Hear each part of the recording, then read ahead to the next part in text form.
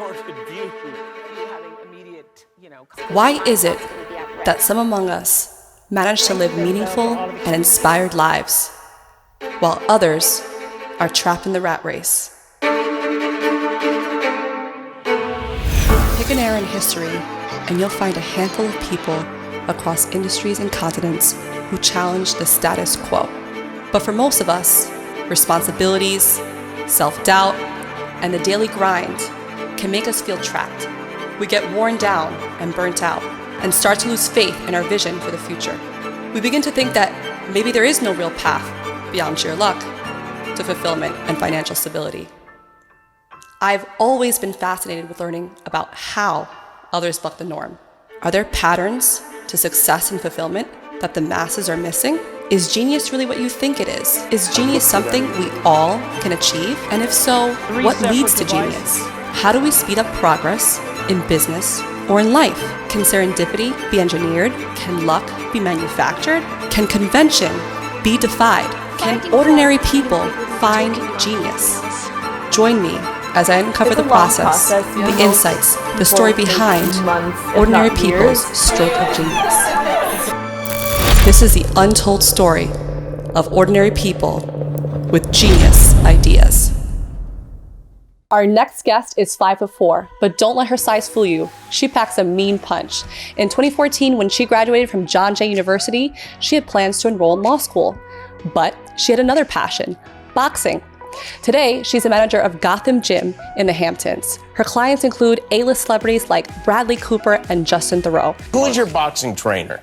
I have this great guy named Rob, and then this girl Claire, who I spar with. So I'll do mitts with Rob, and then I'll spar with Claire, because I can't spar with Rob because he'll knock my block off. So you are trading blows with Claire? Yes, with Claire. Yeah. And she's about 5'4", and extremely athletic, and much younger, and it's impossible to even punch her. Today we're going to get into the details of her story and how she went from being receptionist to A-list celebrity trainer. Please welcome Claire Prince. So I just wanted to start off by, learning more about your upbringing and how you got interested in sports, because you're just such a fierce female athlete, and I just want to know all about how that came to be. At John Jay, I saw an opportunity to be in New York. Okay. I wanted to study law at John Jay, it's a great school. And then they have a nice Division III program, and it just happened to work. Like all three, I'm like, I can continue basketball, and I could study, whatever I need to do to get to law school, and then I could be in the city. Wait, so you wanted to come to New York City. Where were you before New York City? Where exactly did you grow up? South Florida. South Florida, yeah. Okay. What do you feel like you learned, during your basketball years? How to take a loss. How to take a loss. Let's talk more about that. That's interesting. How to take a loss. I feel like not a lot of people deal with failure very well, or they don't know how to bounce back from it. So I'm just curious. I learned through the process. All right, now that I took this loss, what did I need to do to fix that? Yes, I think that's important. In my adult stage now, I'm just I can almost see the loss coming, and I can fix it before it gets there, or I can bounce back faster, or it doesn't affect me where it's it feels like the world is ending. Yeah, Theroux is here. It's that's it. Yeah, no, it's true. I feel like that's a really good lesson. So after you graduated from college and you were studying law, what was your next step from there? Did you know what you wanted to do? Were you unsure? For as far back as I can remember, I was sure I was going to be a lawyer. Part of it was, a lot of people around me, adults, just you'd be a great lawyer, And then a lot of decisions I made were based on that, and through high school, I took certain courses, I started even down to the characters I would watch on TV. I feel like at that point in my time, I was more infatuated with the idea of being a lawyer than actually being a lawyer. Interesting. I think at that time, but boxing, I was just I like this. Okay.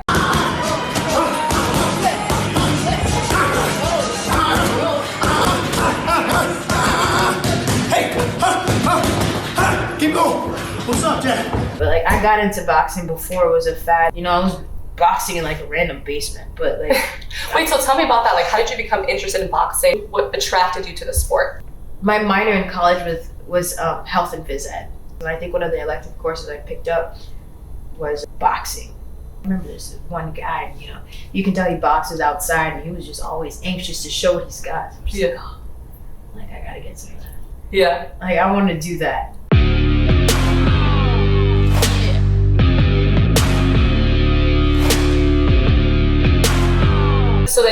graduated from college, and then like what was it that you did right after college? What was your first move, like your first job? And then like what was your plan moving forward? Or did you even have a plan? I started boxing when I was in college. Like I started training. I wasn't competing or anything. I remember that because the guy was just like, he worked with me in terms of money, because like he knew it was like, I'm a broke college student from Spanish Harlem at that. I was living in Spanish Harlem. Okay. So he knew that I was like, I don't have money like that. So I know I started college because he cut me a break because of it. Right. And then what was the name of that boxing gym? It doesn't exist anymore. It's called El Barrio. Oh, okay. It was in Spanish. It doesn't exist anymore. So I remember you telling me that you started going to this boxing gym in Spanish Harlem, and the guy cut you a break, but at first, I guess he kind of like was trying to test you to see if you were actually really interested in boxing. Yeah. What was it that you had to kind of like do in order to gain his trust? I guess they put as much energy as you put into it yourself. Right. So when I first started, I stuck to basics. Like I wasn't doing anything intense or incredible, but I was consistent, and I showed up a lot, and I showed up at 6 a.m. Like I was consistent. Like I was just like, I was there 5-6 times a week. Yeah. So he's just like, you're into it. And then I think they threw me into spar randomly, and I was just like, my heart was like beating out of my chest. I was like, yeah, for sure, I want to spar. I'm down. Like, and he was really impressed that I actually went through it. Like, when you spar, like you feel like, for your first time at least, even now sometimes when I spar, like I feel like I still get that feeling. I mean, it doesn't take over as much anymore, but back then, like I felt like, you feel like I go to the bathroom. Like, I'm dead serious. Well, it's like, amazing that you feel like so excited and like, there's nerves, it's everything.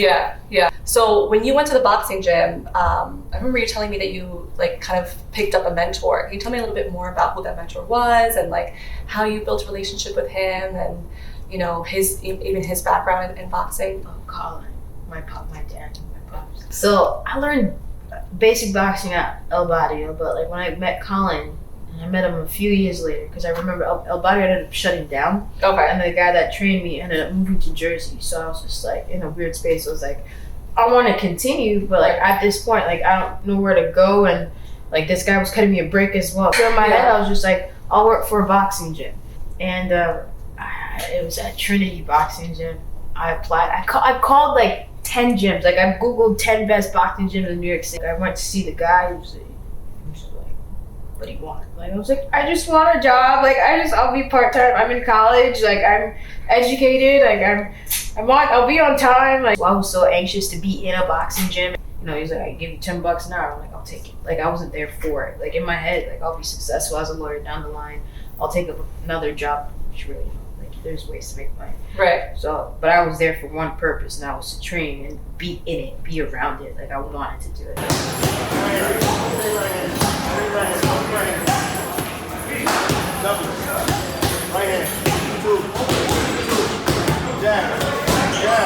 So I'm checking people in, doing basic stuff, and then one of the particular days I was working, they were shooting a movie. I guess the lead was playing as a boxer. Okay. So this is how I met Colin. Colin was hired to train the lead. Oh, okay. So he could be an authentic boxer on screen or on film. Wow, interesting. He was, letting me know like, oh, people will be coming in, and da-da-da, he's coaching. And I remember I had the track suit on. It might have been a game day, I don't know. And he was like, what do you do? You look athletic. And I'm just like, oh, I do X, Y, and Z. He was like, all right, cool. So do you box? I'm just like, yeah, I box. He's like, you don't box. Like, so he's just like, all right, so, join our training session tomorrow. So I go, and it's great. And it was evident from that time that I had much more to learn. At that point in time, he was just like, I'll work with you. I was like, all right, cool. So he's like, come back tomorrow. I was like, all right. Works for me. This is what Colin said. Yes. Okay. And in my head, I'm like, fuck, this is what I was waiting for. Exactly This is what I wanted. Like, yes, Yeah. So I go back, and then another good training session was great. I was loving it, and he and we look similar. Like I look like I could be his daughter too. Really? So it Okay. was the funniest thing ever. So I don't know how or when it's happened, but he started introducing me as his daughter, and I started introducing him as my dad. Like people like oh yeah, Colin, that's my dad.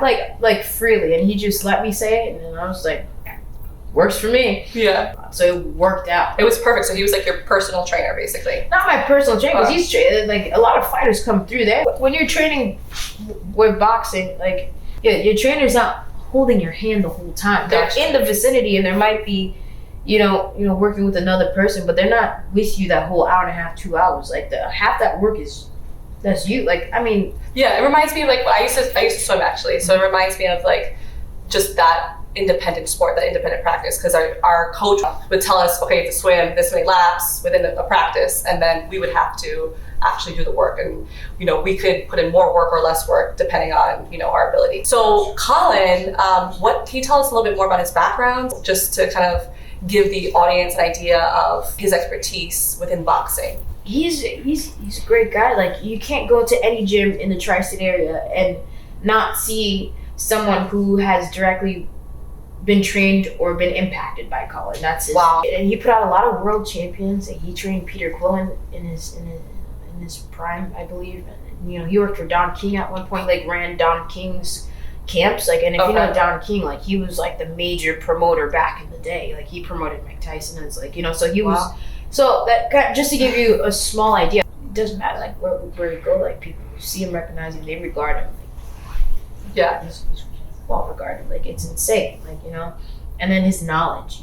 It's evident anywhere I go. I'm cool. Good. I know you're cool. You look good. He getting soft, Larry. Just keep doing what you're doing. Just want you to keep your hands going. Don't go to sleep and wait for him to do anything. If you're doing, you just keep doing it. As long as you're working and you're hitting him, keep hitting him. Don't stop and wait for him to try to hit you. All right?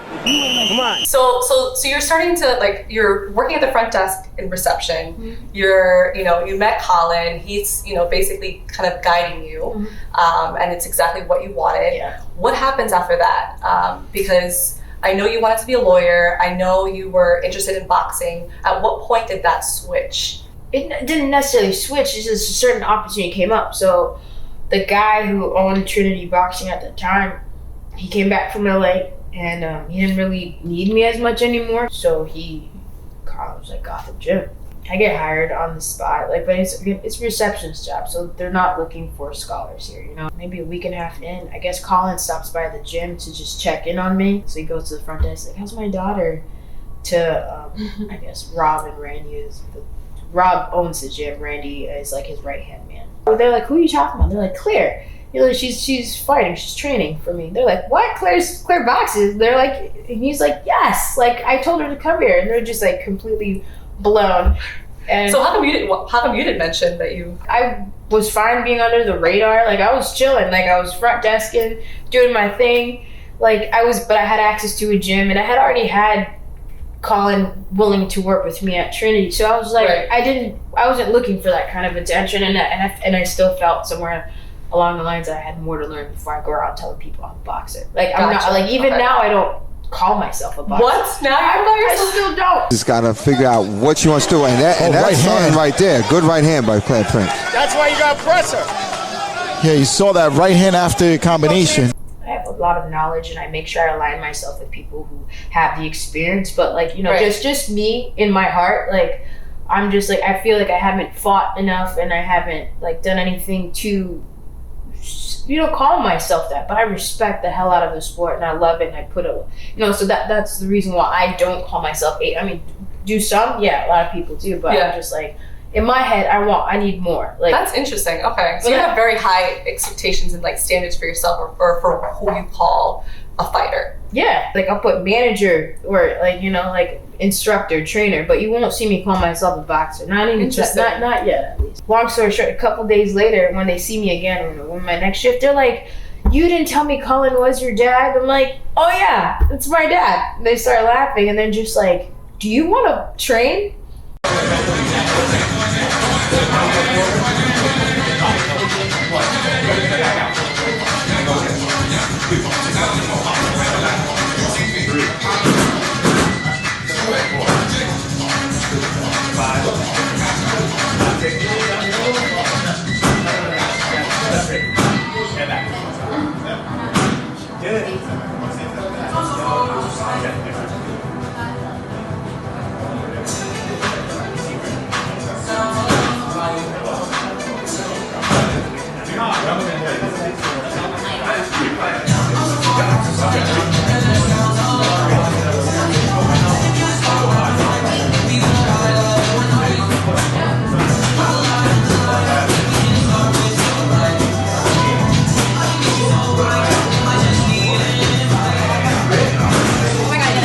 was just like, sure, why not? Like, it was like, okay. Like, Yeah. so I was like, they're like, all right, well, they essentially fast-tracked my, because you go through a training process to become a trainer at Gotham Gym. Like, where you have to be certified. Like, there's a process. Right. Like, What's that process? Just for the people who are not. I mean, you have to be certified, and you're with Randy, who's Okay. like the godfather of personal fitness. Like, Randy. Okay. He What's worked, his last name? Randy. Hamola. Okay. He worked for Crunch, like back in the day when like Crunch was like the place to be. Yeah. You know, like, and he was like oversaw so many locations across the country, like, Right. you know, and he's very humble about that. He was just like, I'll work with you. And but for the training programs, like you will train with him for an extended period of time, you know, Right, and then depending on your learning curve, like how much you know, like if you went to school for kinesiology or exercise science, obviously you have an idea of what it is that, how the body works, and you know how to apply that science or that information to your personal training sessions. Right. Yeah. You know, but if I'm just fresh out of college, I've never trained anyone a day in my life, like, then obviously it's going to take me a longer time to be ready to hit the floor, right? Right. Yeah. You know, and then also just seeing where your confidence level is. Like, you can have all the training in the world, but if you can't apply it, like, you know. But again, Randy assesses all of that. Okay. So you got fast tracked because I got fast track because you were talented. Well, I already knew boxing. Right. And you had been kind of preparing for it beforehand, basically. And then you just kind of, the preparation met the opportunity. Pretty much. Yeah. And then trainers that come to Gotham have that, you know, strength and conditioning background, but they don't necessarily have the boxing background. So it takes them a while to learn it. Like, you know, so I already had that, and I've been an athlete my whole life. And then my minor accidentally in college was what? Health and phys ed. So it just, it all fell into place somehow. That's amazing. Like, the stars aligned, basically. And then I was a woman as well. There was a demand for a female trainer at that time at Gotham Gym as well. Okay. Because there's a lot of men, that's fine, but then like you have dads who want their daughters to train and they don't necessarily want a guy to train. You know, just they prefer. Right. And then some people just in general prefer like whatever it is. Like, but so at that time they wanted another female trainer. There was more, the ratio to male and women trainers at that gym at that time was kind of skewed. So it was just like, it was a perfect opportunity because it worked for both. You just kind of fit the entire profile. I hit every mark. Yeah. So I became a trainer. But obviously when you start training, you got to build your clientele. And then for a good amount of time, people had seen me as a receptionist. So they had to unsee me as a receptionist and more as a trainer. You had to get rebranded, basically. Pretty much, but it didn't take much because like all I did was I had to train in the gym. So I would train with Luis. I showed that I knew what my boxing was enough for them to see, like, oh, she knows what she was doing. So it was a little bit easier for me to kind of, you know, change the way people saw me instead of like happy-go-lucky Claire front desk girl, hi, how are you? Like would you like a towel? Like, you know. Yeah. So I start assisting classes. You know, so if someone's if the instructor's teaching class, I assist them. So I help the lines get straight. You know, hold the mitts if it's uneven, or help.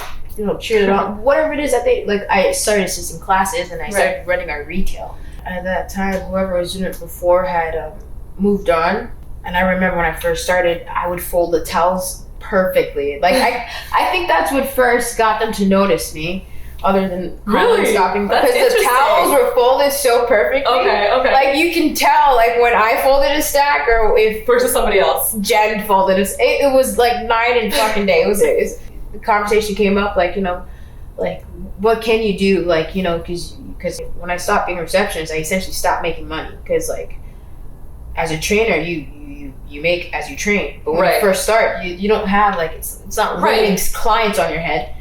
So I was just like, I can fold. They're just like, oh yeah, you can fold. Like how can you fold so well, pretty much? And I'm just like, yeah, I worked at Uniqlo, and I'm like, I used to do inventory for them. They're just like, all right, do you want to do ours? I'm like, yeah, it's easy. It's not like a huge department store guy, you know. So I was like, yeah, I can do it. So I, you know, went into our system, learned how to do it. So I would just order our sweaters and shirts and all of the Gotham Gym apparel, socks, whatever it is.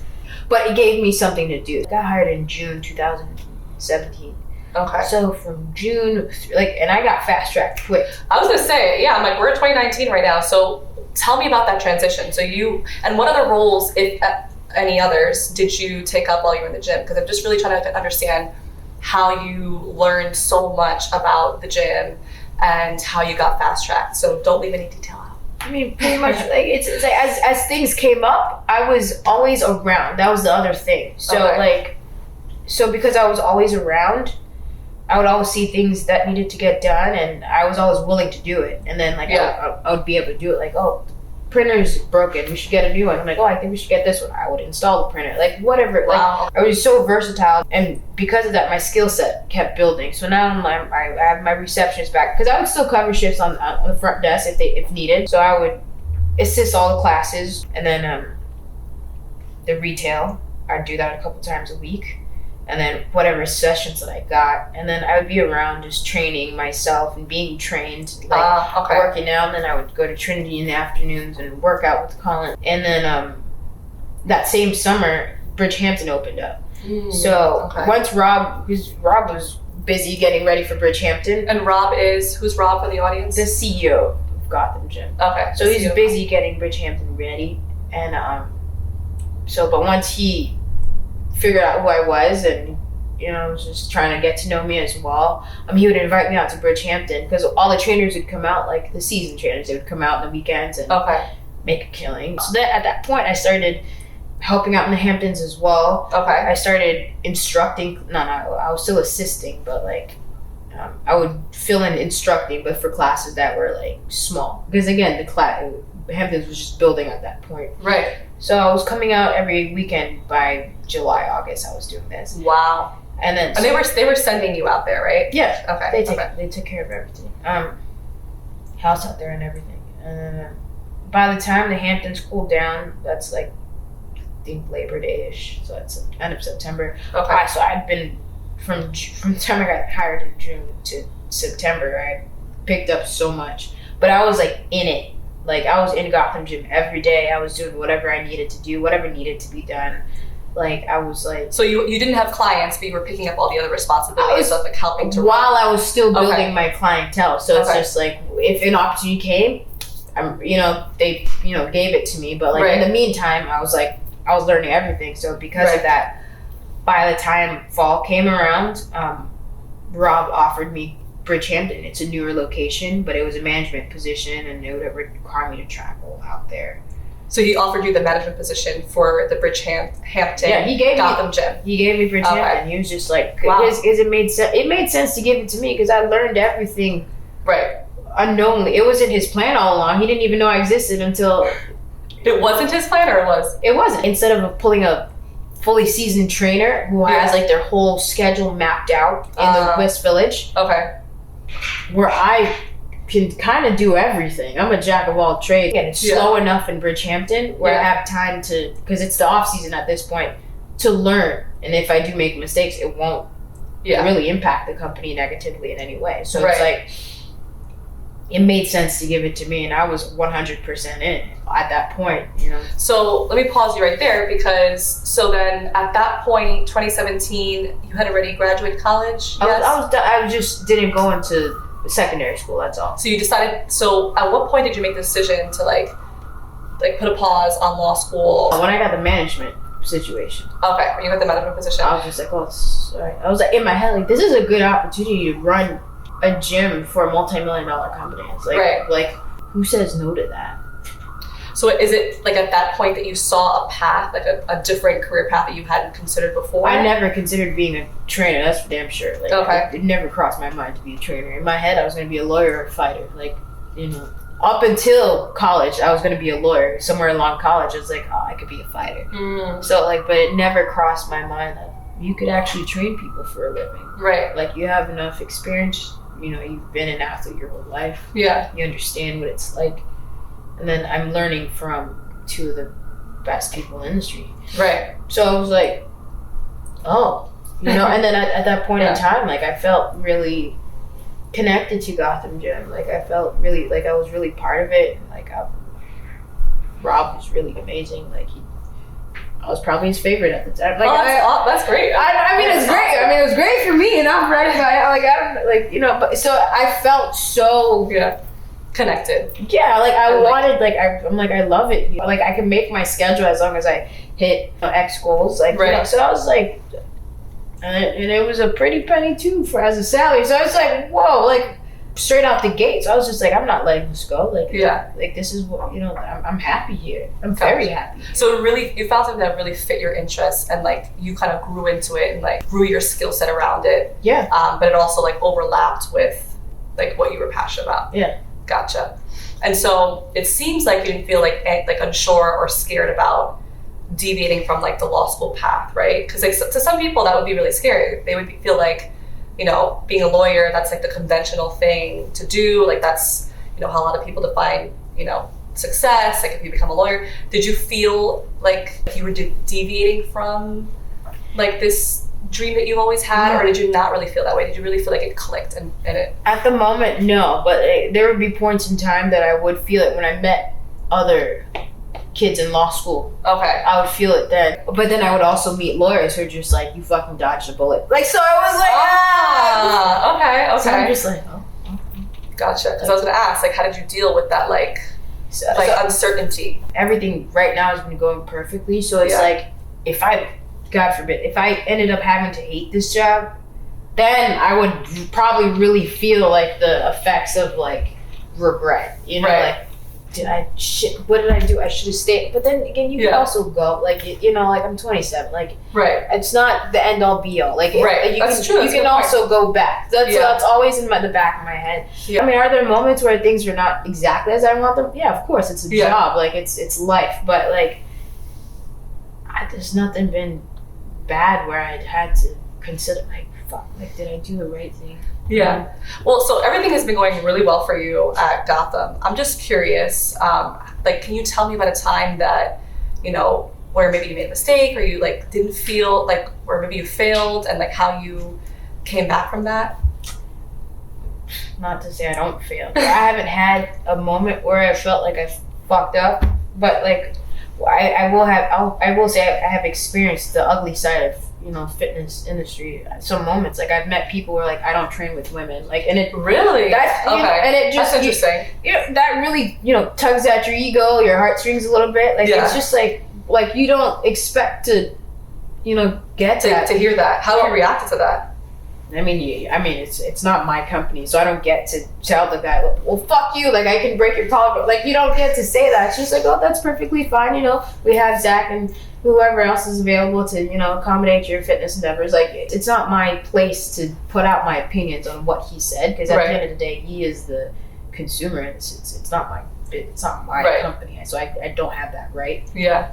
So, but I will say I've experienced that a few times, or people who assume you don't know as much about boxing because you're a woman. I've gotten that a lot, and then like it takes me about 10 minutes. You know, I can say simple things like, you know, cork your punch. Like, oh, but you know, people come in thinking boxing is like just roar. You know, this is Sparta. Like just. No, it's like, no, there's a fucking art to it. There's a science. Like, and if you don't do it right, you can break something. Like, like scale back, Rocky. So, I had to overcome a lot of that. You know, I haven't had to do it recently, but like when I first started, like that perception, like this little like 20-something-year-old teeny girl is gonna teach me about boxing. Like that happened a lot. Yeah. A lot. You just proved them wrong. I mean, you have to have that confidence. Like, you know, this is where I'm so grateful for Colin, because like I learned boxing from one of the most authentic standpoints. Like this guy, he boxed. He grew up in Guyana. He's Guyanese. And he boxed within their military division, like the same way the Navy, they have like their sports teams, so that equivalent in Guyana. So he was a boxer. This guy's been doing this his whole life and put out all these people, and then like, and I learned boxing around current fighters that he's training. Like he would use me, you know, to demonstrate things on them, like, you know. So you helped him almost train. No, I didn't help him train. But like, I just nowhere near. Like, no, I can't do it. But he would let me train with them. Like, you know, like I would be training with people who are currently trying to make a living out of boxing. So I learned so many different things and so many different cues and ways to explain things, that when I got to meet men like that who didn't, you know, just didn't think that women, especially a small one like me, could know enough about boxing to teach them. And it's just like, bro, I know, just like, get out of here. But I knew enough from that moment in my life to apply it there. And just by the way I said things and certain how I said certain things and the confidence I had saying it, because I was just like, in my head, I was like, I learned from like... You learned from the best. So now, basically, having worked in Bridgehampton, you've basically trained like some celebrities, right? Can you tell us about like the first celebrity you trained and like what that experience was like and how you were feeling inside, and did you feel ready for it? The first celebrity I worked with was Justin Theroux. Who is your boxing trainer? I have this great guy named Rob, and then this girl Claire, who I spar with. So I'll do mitts with Rob, and then I'll spar with Claire, because I can't spar with Rob because he'll knock my block off. So you are trading blows with Claire?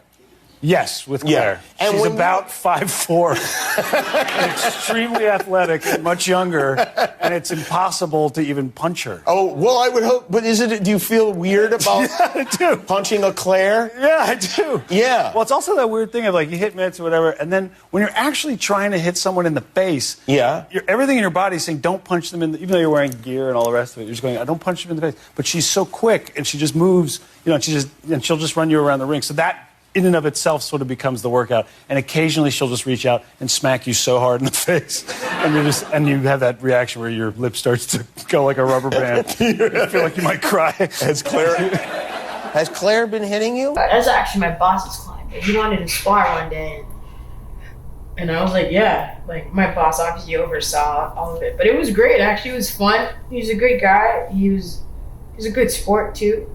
He let me hit him. But that was fun. Did you feel nervous at all, or no? You felt like you were ready? I will say, and maybe it's because watching Rob. Rob is always so cool dealing with a lot of celebrities. Hey, it's Gigi Hadid. We're here at Gotham Gym, and I'm about to work out with my trainer Rob Piella here in New York. Let's go to the ring and get started. Boxing's been great for me because it's like my new sport, and it's something that I can get better at.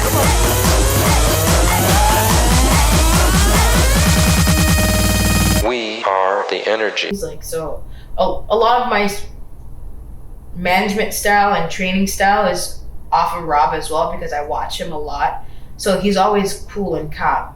So it's just like, okay. I adapted that as well. So I've never gotten starstruck. And I've not, even if I haven't personally trained, like a lot of celebrities come through the gym and I've just like, so my boss trained Bradley Cooper, Mark Ronson, and Patrick Ta, who does makeup for the highest celebrities, And, Mark Ronson, who pretty much is musician like of the year right now. Like, he makes music for Dua Lipa.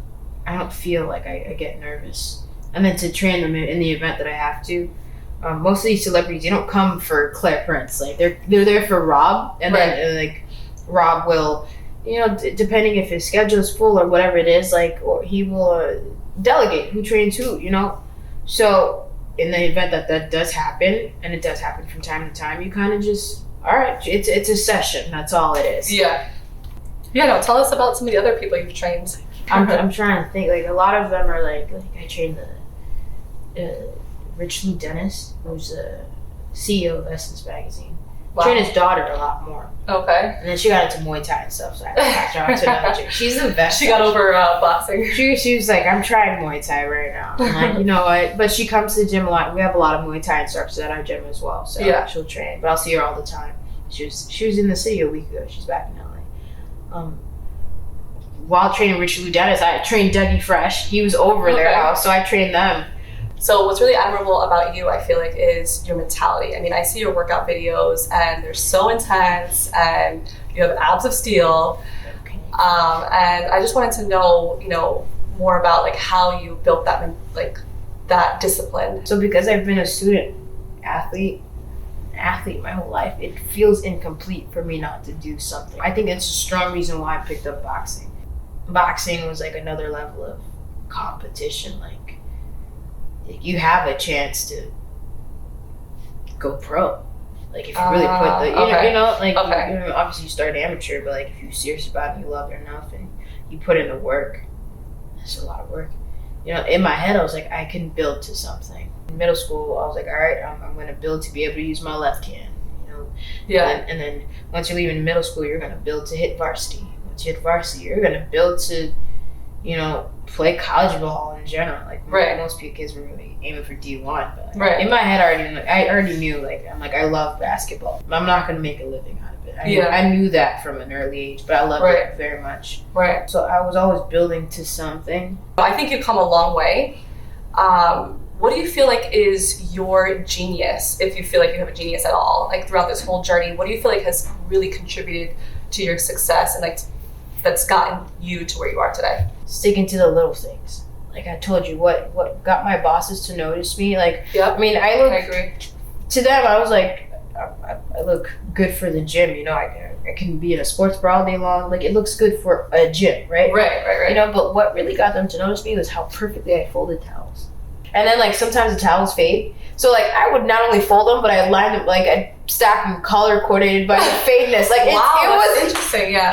It's ridiculous. It's not that big of a deal, but it was that little thing. Yeah, the attention to detail. Yeah. Yes, which gave them enough confidence in me. Like, if you're folding towels like that for something so minute, like, they trusted me, and I was, you know, I didn't have an experience running a gym. Like, wasn't training people prior to this. Like, but because of that, felt more comfortable taking a risk with an early 20-year-old running a gym. Like, it's not something that a lot of 20-year-olds do. It's not the norm, and it's not something a lot of business owners and CEOs will allow. Like, some, you know, right out of the gate, I don't know much, but like, to trust me, you just met me technically a couple months ago. Like, you don't know me, do you? Like, you know what I mean? Right. So, but obviously you showed them that you were trustworthy and you earned their respect and you put in the hard work and you were consistent and you were paying attention to detail. So it was the little things that they noticed. So they respected that, and it makes a lot of sense. And then there's another thing. Like,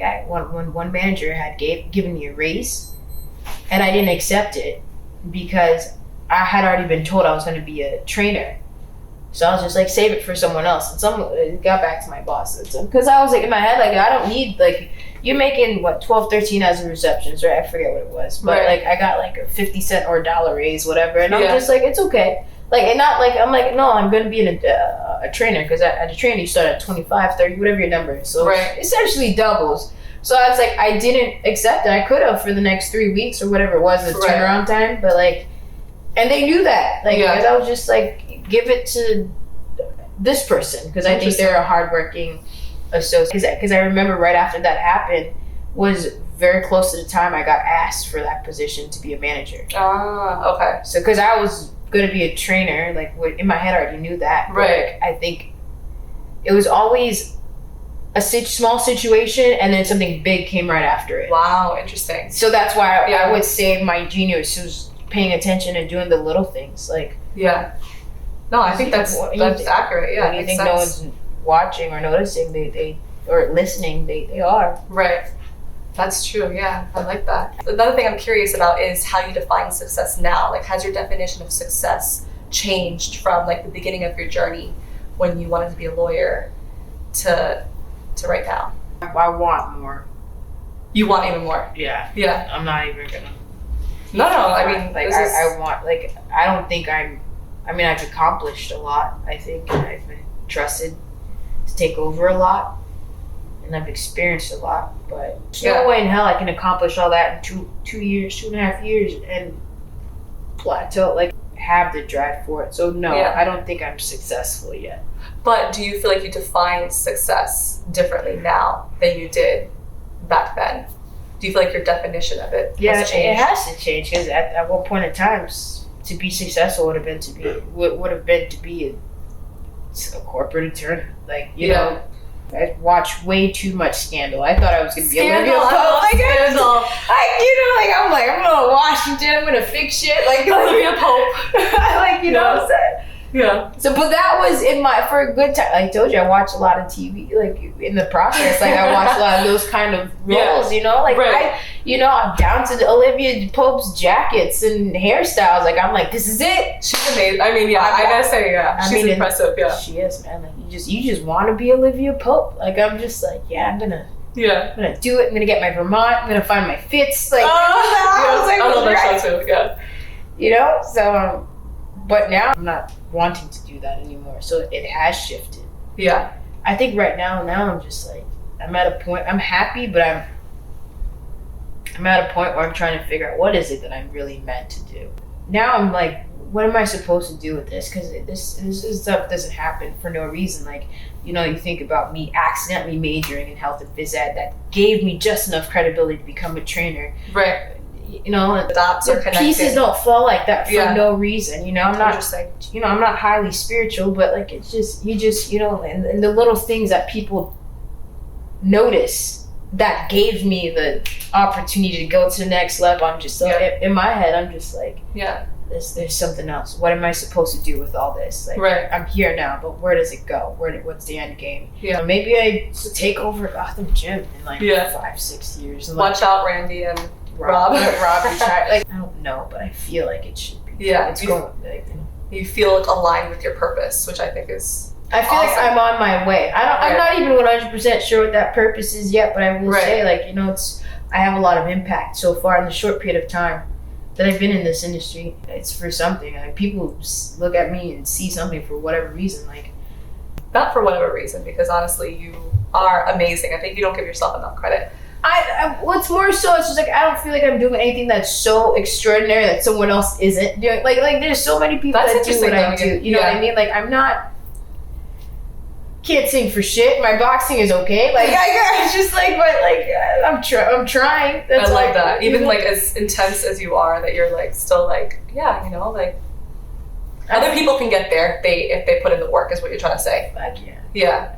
Okay. Well, I had so much fun learning more about your story, and it's super inspiring. And I hope that, you know, everyone watching is, you know, taking little nuggets away from, you know, your story and how you've basically fast-tracked your way to being this amazing celebrity trainer. So I'm not a celebrity trainer. Oh gosh. Okay, Claire. So can you tell the audience where they can find you? You can find me at Gotham Gym, any one of the locations, and also on Instagram. It's so ridiculous, but I stand by it. It's I am the Batman ____.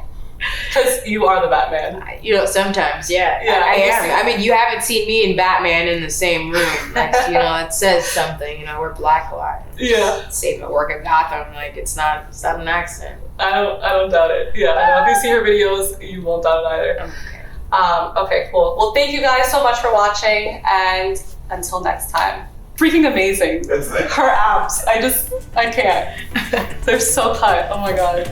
It's crazy. I need to get on that level. Are we done? I'm not on that level yet. So. You're not far. It's underneath. You just gotta. It's underneath. It's right there.